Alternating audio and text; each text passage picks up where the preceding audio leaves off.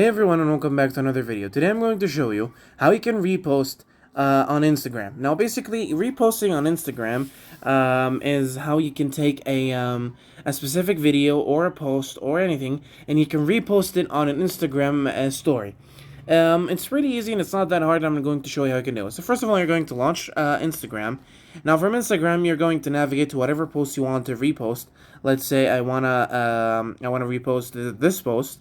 Now there's no place where you can actually do repost it right away, but there is this something called remix where you can make a reel with it, where you can post it again.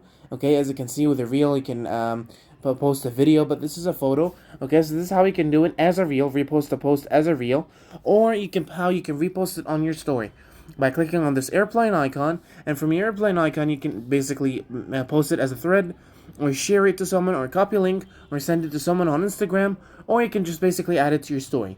Once you click on add your story, you're going to click on your story down below, and after that you just reposted a post. So yeah guys, thank you so much for watching. Don't forget to like and subscribe, and I'll see you later.